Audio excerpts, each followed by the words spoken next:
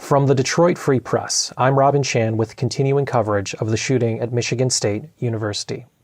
In the aftermath of Monday's terror, vigils, visitations, and funerals are being arranged for the 3 students killed and 5 others critically injured. As the grieving process unfolds this week, the Detroit Free Press has reached out to learn who the victims were in life. Arielle Anderson, age 19, of Harper Woods, was a beloved family member with aspirations for a career in medicine. My name is Nusrat Rahman, and I am a reporter at the Detroit Free Press. Nusrat, what can you tell us about Arielle? The way that family members described Arielle, they had so many glowing adjectives to describe who she was. They said she was respectful, bright, inspiring, humble. And one thing that came up over and over again was that she was very devoted to her family. Her maternal grandmother, April Davis, she told me that Arielle had a very special connection with her aunt, so April Davis's daughter, who Davis said has special needs, and she spent a lot of time with her. April says that may have been what inspired Arielle to pursue a career in medicine. When you look up her Instagram page, you see smiling selfies of her in an MSU sweatshirt. You see pictures from prom. You see pictures from graduation. And it really paints this portrait of a young girl who, had a love of life and she wanted to share it with the world. On her YouTube page, she had these vlogs that she posted. It was something every day, like, going grocery shopping. And then she also documented these really monumental moments in her life, like getting ready for prom. Her grandma told me that she loved to cook. She has this video that she made of making tacos. When you glimpse on social media, you see this portrait of this young person who was very involved in school and clearly had friends and loved ones.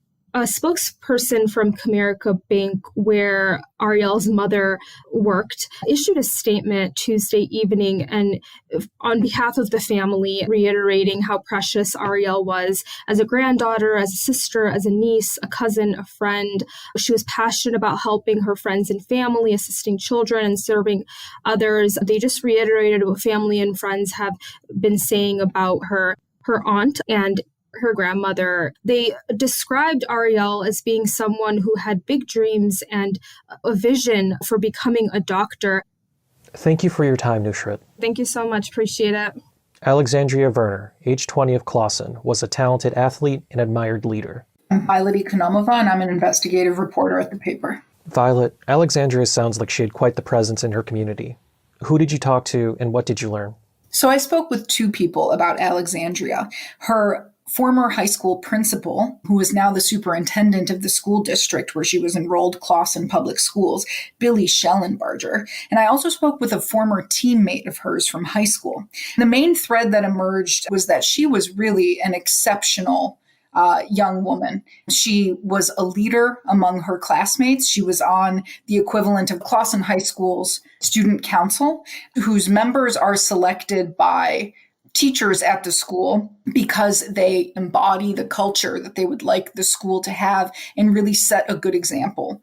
Alexandria was an almost year-round athlete. She was a collegiate level athlete and an all-state player as well.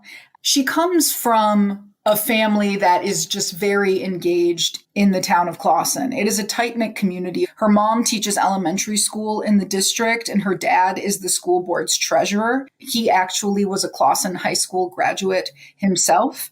Werner was the middle child of 3 kids, and every single one of them has a wonderful reputation on social media. One post that stood out to me was an old friend of hers, Tristan Perry, who remembered Werner as the, quote, good girl who kept everyone in check when they were doing stupid stuff.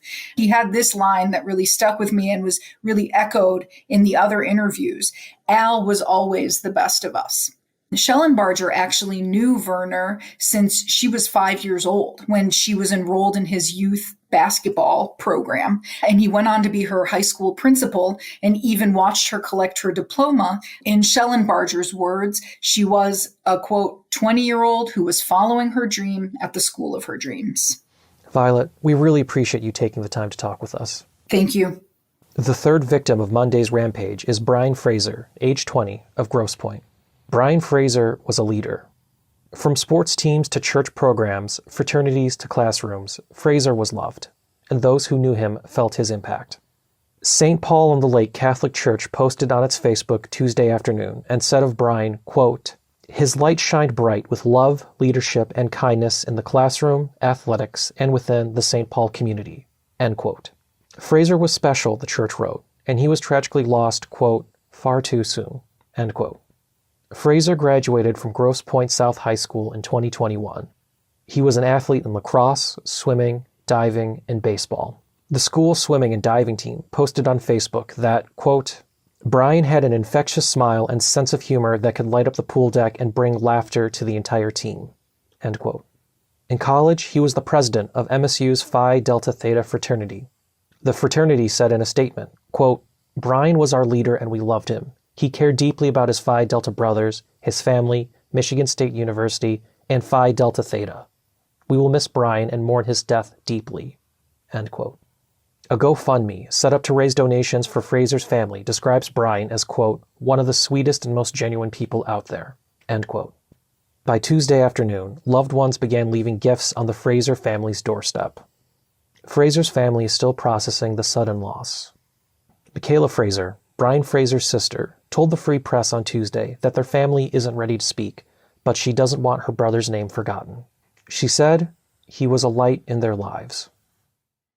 Visitation and funeral services have been announced for Brian Fraser and Alexandria Verner. Services for Ariel Anderson are still pending at the time of this recording, Wednesday, February 15th.